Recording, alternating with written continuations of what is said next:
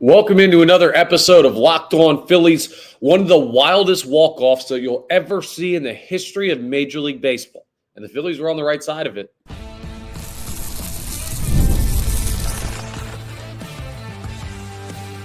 You are Locked On Phillies, your daily Philadelphia Phillies podcast. Part of the Locked On Podcast Network, your team every day. Yes, this is Locked On Phillies. I'm your host, Connor Thomas. Thank you so much for joining us today. We come to you as part of the Locked On Podcast Network, your team every day. You may know me from some of my other work in the sports talk space. I've been on air over at 97.5 The Fanatic doing sports talk radio here in Philadelphia for over 5 years. I've been a credentialed Philadelphia Phillies media member for 4 seasons. And this is also my 4th year as the host of Locked On Phillies. Please make sure you're rating and reviewing if you're checking us out in podcast form. We are available wherever you get your podcasts. If you want to watch and not just listen, but you can watch on YouTube. We're available there as well. And hit that subscribe button on the Locked On Phillies YouTube channel. All of that stuff will get you notifications when new episodes are posted. That way you never miss any of our content on the latest on the Phillies. Today's episode is brought to you by FanDuel. Right now, new customers can get $150 in bonus bets when your first $5 bet wins. Go ahead and check out our friends over at FanDuel. Bet you didn't bet on what happened last night, though, with our friends over at FanDuel. I bet nobody did. I bet nobody for 50-plus years did, because that's how long it's been since the last time that it happened. Over 50 years in Major League Baseball since a game ended with a walk-off catcher's interference. We're going to talk about a whole bunch that has to do with that in the game last night and some other performances. Wheeler, Harper, all the stuff that went on in Game 1 of Phillies Red Sox. But the Phils find their way to win last night, even if it was a little weird. Ahead of the game, Dave Dombrowski talked about the latest on trade deadline strategies, right? In general terms, so he's not giving everything away. But there were some interesting nuggets in there that we'll talk about later on in the episode. And we will preview Phillies Red Sox Game 2. The Phillies looking to win their first series in, 2 weeks? Because of the All-Star break and then losing the 2 series before the All-Star break and then the first series after the All-Star break. Yeah, it's been a while since the Phillies have won a series. They can do so tonight with a win over the Sox. So we'll see if they're capable of doing so. But let's start with last night, where they did win the game over the Red Sox. And in the 10th inning, you start with the ghost runner on second. Then you get a walk. Then you get another walk, an intentional one to Max Kepler. And then with the bases loaded and Mundo Sosa hits Narvaez's glove, Boston's catcher, and it's an interference. Woo! Bless me. Thank me. It was an interference on the catcher that ended up going to review and ending the game. So the game ended on a reviewed walk-off of something that hasn't happened since 1971 to decide a ball game. That was the last time a catcher's interference at the Major League level led to a walk-off win. So, yeah, it'd be safe to assume that a lot of people listening to this podcast or watching this podcast have never seen that before. It was wild. So I started to think about some of the things that are less probable than a team at the Major League level winning by walk-off of catcher's interference, right? Let's see. So what for the Phillies would be more improbable than that? Developing and calling up an outfielder that could make an all-star team from in their system. Less likely than winning on a walk-off catcher's interference. The left fielder of the current Philadelphia Phillies hitting anywhere over like 220 for the rest of the year. Less likely than a catcher's interference. Sorry, Max Kepler. Dude, just come on. Let's see, Jose Alvarado being welcomed back by his teammates after getting suspended for PDs and then leaving the team without talking to them. Him coming back and being accepted into the clubhouse just like he was before. Less likely than winning on a catcher's interference. Okay, you get the point. Bottom line is it was a rare occurrence, and that was a wild thing to see. And that's why baseball's awesome. And maybe here's the lesson in all of this, right? I don't want to make this too far. Like, see, this is why the Phillies can win the World Series. Because it's not. But for anyone who gets annoyed at the whole baseball's weird, baseball's different, you never know what's going to happen. There's so much variability in the sport. This is the prime example, right? So when anyone says, oh, the Phillies can't win the World Series, the hell they can't. Of course they can win the World Series. as with every other team that's currently in contention or in the postseason, right? There are some teams that you feel pretty darn good are not going to, but baseball's weird. You would have said that about the Diamondbacks, the Rangers, the Phillies in 22. You would have said that about, heck, a lot of teams. You would have said that about the Mets last year. They played in the NLCS. Like, there was a lot of stuff that happens for the first time forever or for the first time ever in baseball. And it's on like a night-to-night basis. And you just saw that for the Philadelphia Phillies. So for anyone who thinks they've got this sport figured out and they know exactly what's going to happen, last night was proof positive that you don't. Which is why we evaluate what's in front of us. And our evaluation of this team is always changing. Now, last night, the offense was quiet again against the pitcher in Walker Buehler that had a higher than 6 ERA coming into that game for Boston. And that's a problem. Dave Dombrowski talked about that before the game. We'll get into his comments later. But the offense didn't look great. Bryce Harper did, though. He went 2 for 4 with 2 doubles. If he's swinging it like this, the Phillies have a chance. They really do. And for everyone worried about his wrist, it's like, oh, well, will he ever look like Bryce Harper again? Recently, he's looked a lot like Bryce Harper again. Looks just like him to me. Putting good swings on the ball, hitting the ball hard, creating extra base hits, running well on the base or aggressively, and sometimes aggressively well on the base pass, creating that pop, though. That's what Bryce Harper does. That's what he's been doing. So that's a really good sign. Another really good sign is that Zach Wheeler had an off day. You might be like, well, why is that good, Connor? I don't want Zach Wheeler to have off days. Because Zach Wheeler's off day was 6 innings, 2 earned, 10 strikeouts. That was his bad day where his stuff wasn't great, where I almost tweeted out in like the second inning, Zach Wheeler doesn't look like he has it today. And then he puts together that stat line against a solid team in the Boston Red Sox. Yeah, the guy's a monster. Even when he's bad, he's good. Now, he didn't get the win last night because the game went into extras. So, unfortunately, not enough for him to add to that. But still, add to the strikeout total, keep that ERA low. He's really, really good. And that's a good sign that that's what his bad days are looking like these days. So that's all great. Now, what did I not really like about what the Phillies put together last night? It's just the at-bats in big spots, right? They've done something between last year and this year that has led to a different approach at the plate. And what that different approach means is a little less power, a little less strikeout, live more in the middle there. And that's okay. I love that. But the problem is that approach has done well at getting guys on base. It has not done a great job of getting guys in once they get on base. So do the Phillies maybe need a hybrid approach between the last couple of years and this year where, hey, we're being selective and being smart and everything and not chasing outside the zone when we don't have anyone on base. And that's how we get guys on base. And then once we do, screw it. You strike out, whatever. Just swing the heck out of the ball, the bat, and create runs that way. I don't know, but I still don't love the totality of the Phillies offense. And that's something that we'll keep an eye on as we get closer to the deadline. But I do want an upgrade to the lineup, whether that's Justin Crawford coming up, whether that's an external addition we will talk about. But the Phillies offense still needs work. The bullpen also needs work, but they were darn good last night. Tanner Banks, Matt Strom.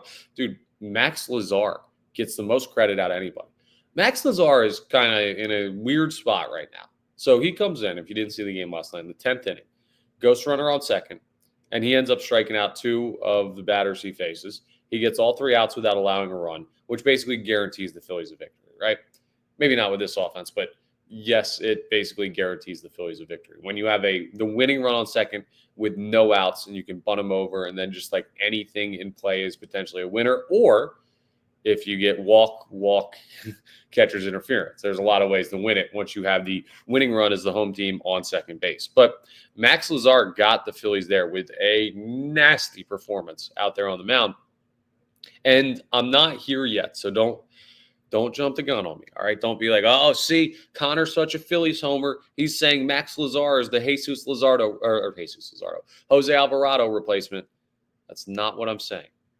What I am saying is Max Lazar is on Guy Watch. No, it's not like Baywatch where all of the characters are just dudes. No, Guy Watch, I mean, is Max Lazar a guy? Maybe. Could be. I don't know. I'm not ready to say yes so far, but I'm keeping an eye on it. I'll be watching his next outing out of the bullpen very closely and say, well, he got his biggest high leverage spot. He wasn't perfect, but, man, he got out of it without giving up a run with the ghost runner on second. earned or unearned. He did not allow a run in that appearance. It was a big spot for the Phillies. And he's had some moments where I'm like, okay, I can kind of see why Max Lazar is in this bullpen. Well, maybe we're looking at him in a week or two as this fifth or sixth inning guy that you can go to that you feel pretty good about. Kind of like a Tanner Banks type of guy, where he's never going to be at the back end of the rotation or of the bullpen. But if you can get another guy that you can survive innings with, especially while you wait for Jose Alvarado to come back, we'll see how that goes. That would be a big help for the bullpen, especially with the trade deadline coming and David Robertson coming to the team soon. He's getting some work in at Lehigh Valley before he comes up and pitches, since he hasn't pitched all year. But Max Lazar's on guy watch. The Phillies are on history watch with this catcher's interference thing. First time since 1971 that it's happened. And they're on win a series watch in game 2 tonight against the Red Sox. We'll talk about that. And Christopher Sanchez going to the mound. But before we do, ahead of the game yesterday, Dave Dombrowski met with the assembled media. And he talked in depth about, well, in shallowness, about the trade deadline, because there's a little bit there. But there's stuff that you can take away from how he's feeling right now. And is it a smokescreen? We'll talk about that as we continue today's episode of Locked On Phillies.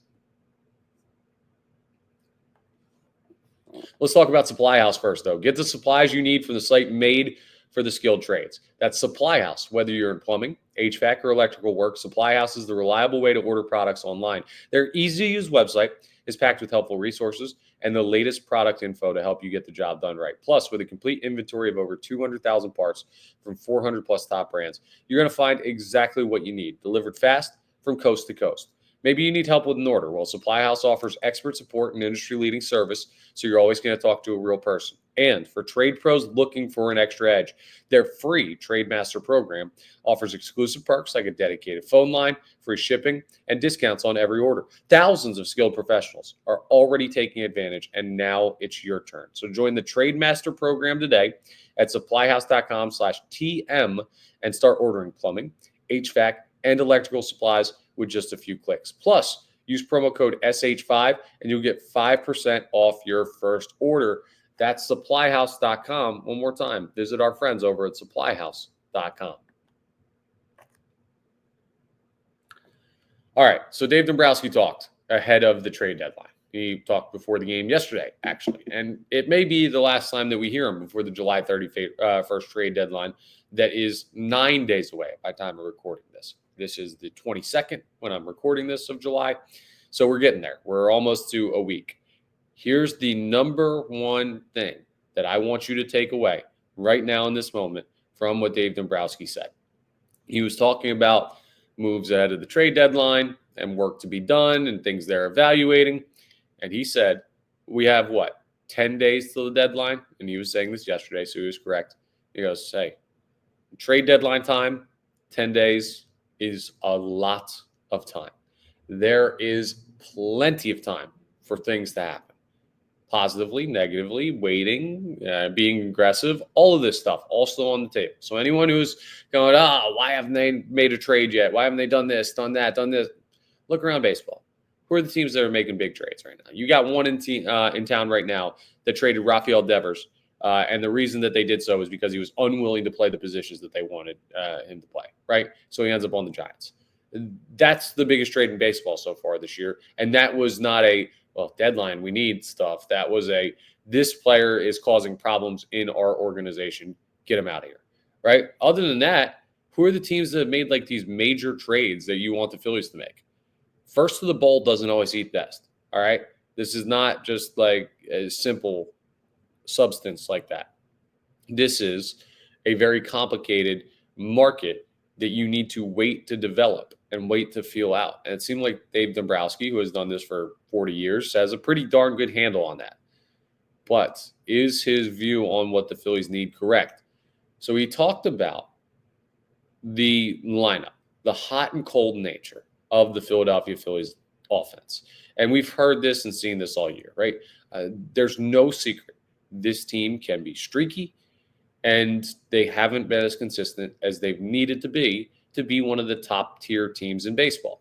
I think the pitching staff may push them there if you truly evaluate them as a whole, but it's not because of the lineup that they are where they are. Now, there are games where the lineup looks great, 13-0 against the San Francisco Giants. That's pretty darn good right before the deadline, right? Getting that all set up. But deadline, the All-Star break. And I know that there was the San Diego Padres series after that. But then there are series like the Houston series where you go down there and you get absolutely smoked and you score one run in like over 26 innings in that entire series. And your pitching staff does their job and you get nothing to show for it. So that's what Dave Dombrowski's looking at. And he brought up that some of the improvement is going to have to come from inside, right? He's looking at internal improvement, what guys can get better. He says we're not going to make like a bunch of trades. Some of the guys are going to have to be better from within. And anyone who hears that and says, oh, he's not going to do his job, he's not going to trade for enough offense. No, Dave Dombrowski is right. I need you to think about this, okay? What really is he saying there? He's saying, hey, guys, I'd love to make every trade in the world, right? I would. If I can improve every single position at the trade deadline, I would, and I'd try and help this team win. But in reality, the most number of players that we could possibly add is probably 4 at the major league level, and even that's a stretch. But let's just say it's 4, right? Okay, so that gets you a new back end of the bullpen reliever.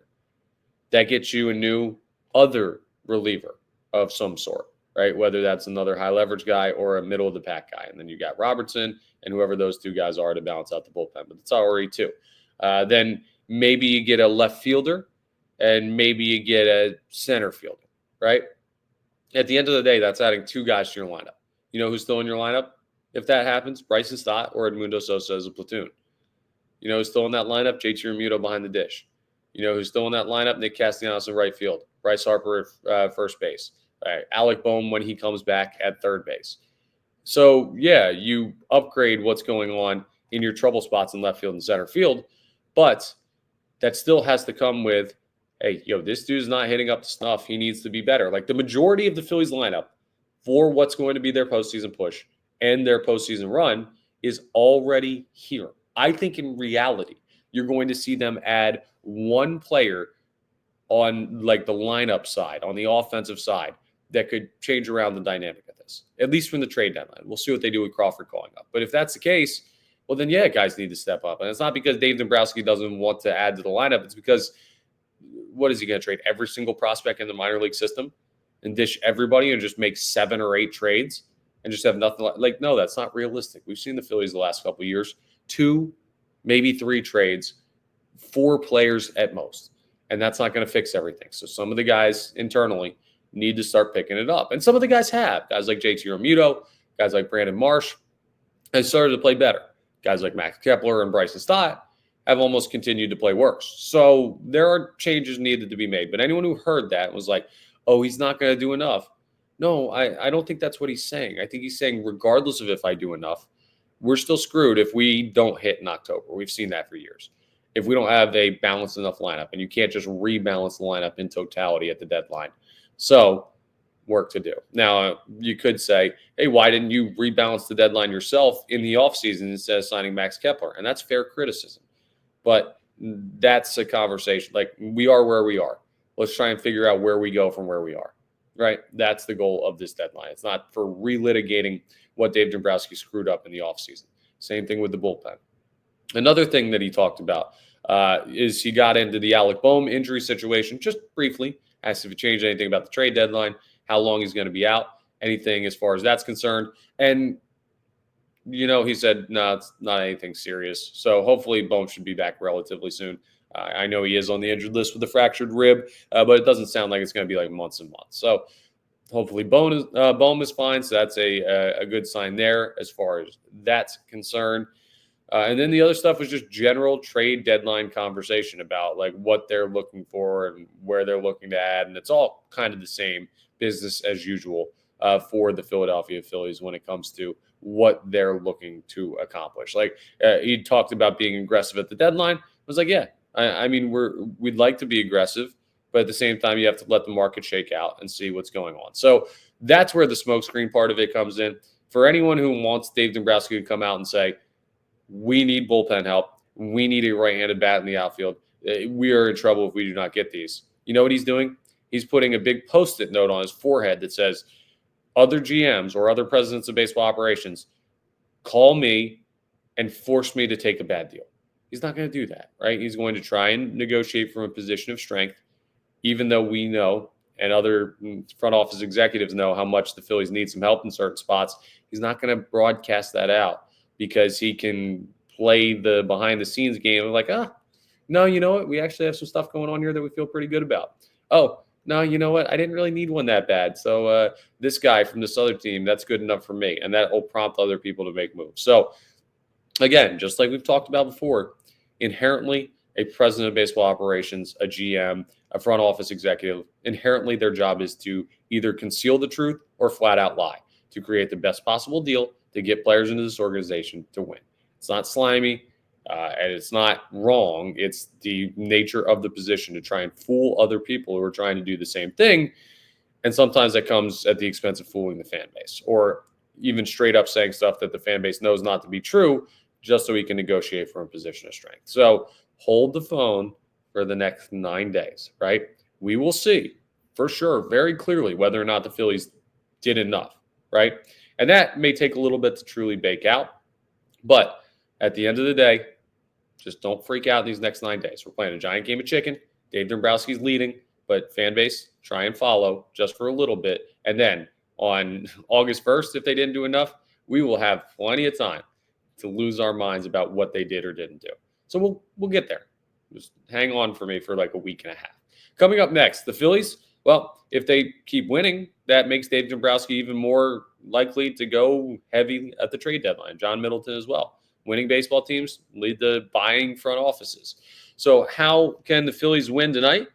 Well, maybe it's just sending Christopher Sanchez to the mound. We'll talk about him and the Phillies' chances against Richard Fitts, who's on the mound for Boston, as we wrap up today's episode. Let's talk FanDuel first. Summer sports are in full swing.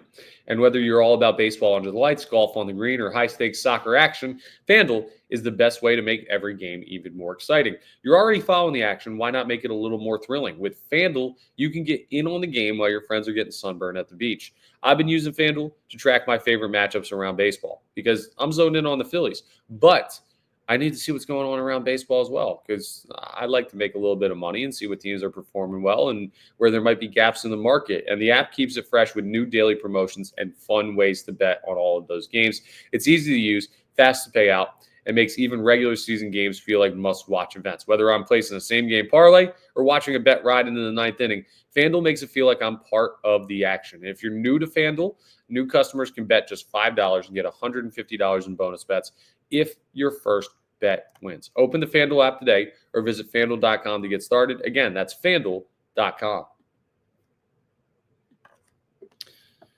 Phillies Red Sox game 2. Let's go, folks. Time to win a series, right? And I think the Phillies will be able to get the job done tonight. They are the heavy favorites because of the pitching matchup.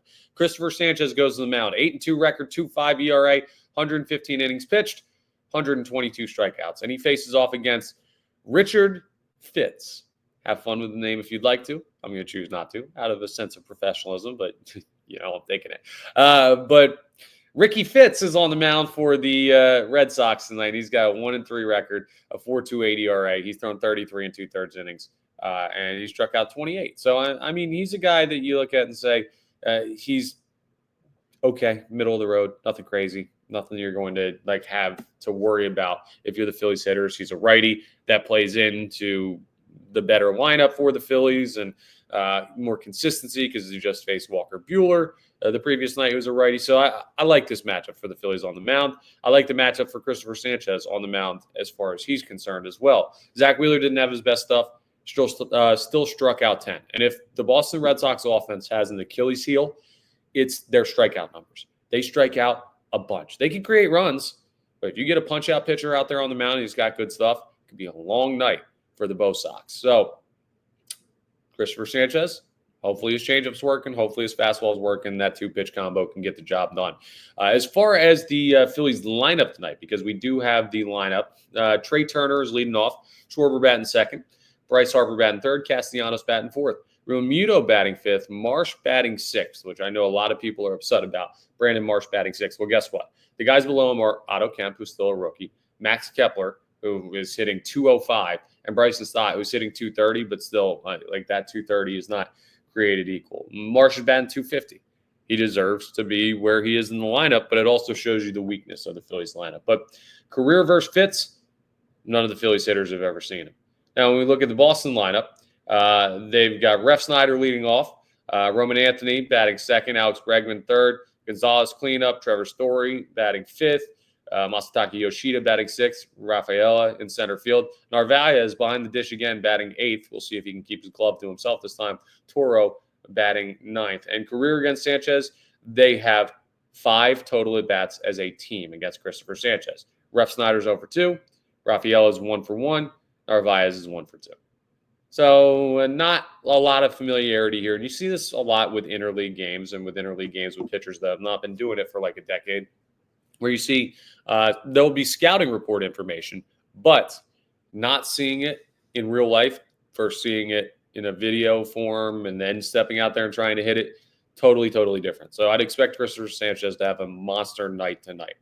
I don't know if I'm still looking at Bryce Harper and saying, okay, well, this is a guy that I've still got to keep an eye on when it comes to creating offense. I think, actually, I'm very close to Bryce Harper, like saying he's going to be back. I'm right on the edge there of saying he's back to himself. Remember the line that we set was 10.5 RBIs the rest of the month of July from where we were, I don't know, like a week ago. So really just 10.5 RBIs in the month of July. If he gets 11, he's back. If he gets 10, he's almost back. If he gets like below 8 or 7, we got bigger issues. Well, he's already getting close to that number. So I'll keep an eye a little bit on Bryce Harper, but he's one of the least of my worries right now. The guys that I'm watching, Brandon Marsh, Max Kepler, Bryson Stott. Those are the 3 dudes that are basically fighting for their position. The only reason Stott is a little bit safer is because Bohm is hurt and Sosa has to play third sometimes, even though Kemp's over there in tonight's ballgame. And I'll be watching Kemp's defense, by the way. He was not good defensively in game 1 against the Sox. Now, he's played all over the place this year, right? He's played left, he's played third, he's played first. He came up out of nowhere, out of necessity. He's been helping this team. So I'm not going to crush Otto Kemp for his defense. That's not why he's at the major league level. But I'll be watching that. But back to Stott and Kepler and Marsh. These are 3 guys who play at the 3 most efficient positions for the Philadelphia Phillies right now. And the trade deadline's 9 days away. Every day those guys go out there and have a rough night at this time of year could be another step in the direction of them being traded. Could be another step in the direction of them being DFA. Could be another step in the direction of your replacement being acquired by Dave Dombrowski. So, bad week to have a bad week. We'll see if they're able to put together a couple of nice swings and inspire some confidence for the president of baseball operations in their future with this team. But lefties playing against a righty on the mound, that's your opportunity. Stott, Kepler, Marsh. And Marsh has been better, but why Marsh is in that conversation is you could trade him and open up a spot for Justin Crawford. We've talked about that theory before on the podcast. And it's not so much Marsh is performing badly right now. It's that, hey, he's showing a little something. We actually like him. He was just in a slump at the start of the year. Please take him off our hands. Add a bullpen piece in the middle of the bullpen and then say, okay, Justin Crawford, you come up and you take that spot. That could happen. So they're all auditioning for their second half jobs. And it's a very intriguing audition right now, even though it's driving Phillies fans insane. So we'll see what they do tonight. We'll see what Harper does tonight. We'll see if Schwarber goes yard again because he always has a chance to. There's a lot of stuff that could go on when the Phillies play the Red Sox. And I mean, it's just these 2 teams play very tight, intriguing games, whether they're both really good, both really bad, both kind of in the middle. It feels like the Phillies and Red Sox always match up to have something weird happen. And last night with the walk-off catcher's interference might have been the weirdest of all, but we'll see what tonight has as far as an encore is concerned at Citizens Bank Park. 6:45 p.m. first pitch. And then tomorrow on Wednesday, they don't have the day game. They got a night game. So night games all through the series with Boston. If the Phillies win tonight, first series win in over 2 weeks. So, hey, go get it, Phils. We need this, and we need it before the deadline to show Dave Dombrowski that this team is worth going. Maybe not all in on, but heavily in on. That's all for today's episode of Locked On Phillies. Thank you so much for joining us. Once again, we come to you as part of the Locked On Podcast Network, your team every day. Please make sure you're rating, reviewing, subscribing to the YouTube, all that great stuff that really helps us out. I appreciate that very much. When you do that, on tomorrow's episode, we'll be reacting to Game 2 tonight. We'll have more trade deadline looks. We're going to start to break down some names as we're now just about within a week of the deadline and do some features on potential deadline acquisitions and how likely it is and stuff like that. So we'll start that tomorrow. A lot more to get into. But again, that's all for today's episode. So I'll talk to you on the next episode of Locked On Phillies.